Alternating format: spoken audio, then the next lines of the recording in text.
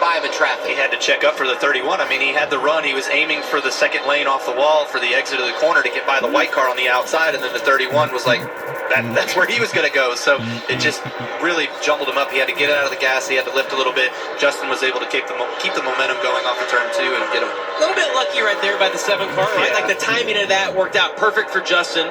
For the 19, it couldn't have been worse because he had Chris Wright on the outside and then Blaine Perkins kind of in the second lane. But I would say the 7 car hasn't had a lot of luck. You think, look back to last weekend, that caution Come fall out on, late. So Gator! sometimes it works for you, and sometimes it works against you.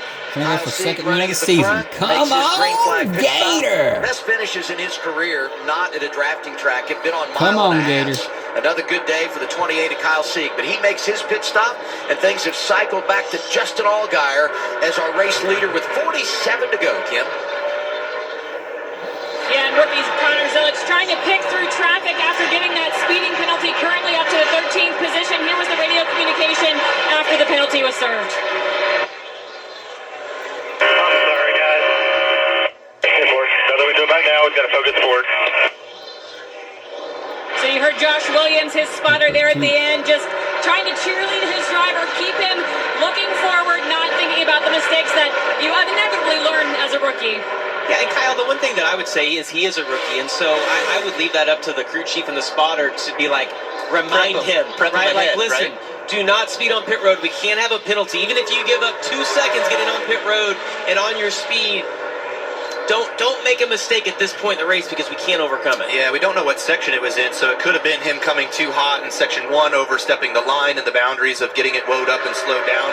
It could have been anywhere on pit road with the lights or whatever it might have been. So it was section 1. Okay, so section 1, it could have been him, just as you said, this pit road is very challenging to get onto because it comes up so late around the corner, and you're trying to carry as much speed as you can to that line, and to be able to get it slowed down. It's not a sports car. It's not going to slow down getting to the pit road entry. 13 cars on the lead lap after green flag pit stops. Justin Allgaier's been strong today. 57 out front. He's on top with 45 remaining. What a rebound for this team. They threw the kitchen sink at it this morning after yesterday's practice.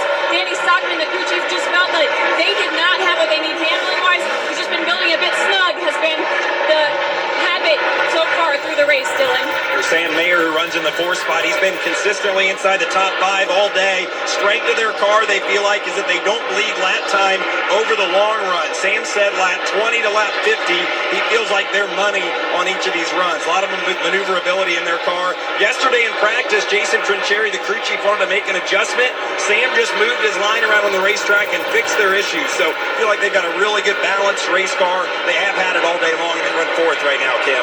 As we look at Austin Hill in the 5th position, they had a really good yesterday day in practice. Crew chief Chad Haney told me everything they tried seemed to work well. Today had a little bit of bad luck with a loose wheel early, but have been able to rebound well. Currently in the Electrical issue, the car's just shut off, and he has made it to pit road in his pit stall right now, so that will not bring the caution out. Austin Hill just said, whew.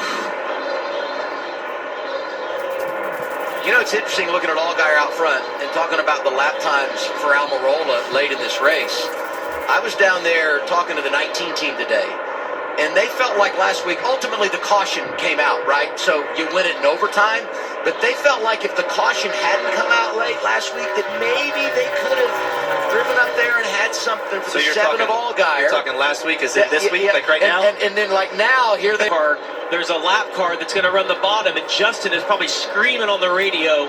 Is that Parker Retzloff right there? You see right in front of him? He is screaming on the radio to get that car to get off the bottom. Give me some room. It's getting to the end of the race. I need the clean air on the bottom of the track.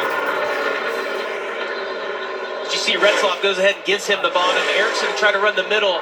That's good for the 7, though, that he moved up, was able to get the clean air that he needs, because what we've seen is the 7 is committed to run the bottom. He's going to commit to that for the rest of the race unless the 19 can get by him.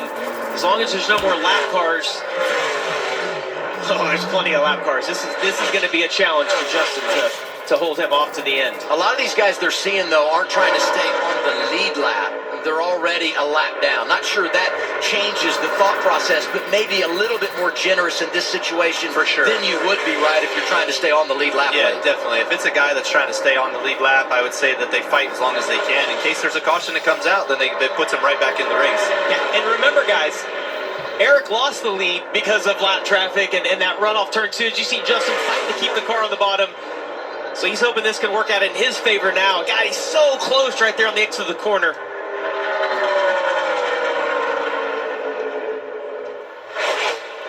To go. JGR and JRM toe-to-toe, as we naturally see a lot of times in the Xfinity Series here on a Saturday in Las Vegas. Chevy versus Toyota. When you look at the top 4 right now from 4 different organizations, Allgaier leads from Junior Motorsports, Almirola from JGR, Love from RCR, San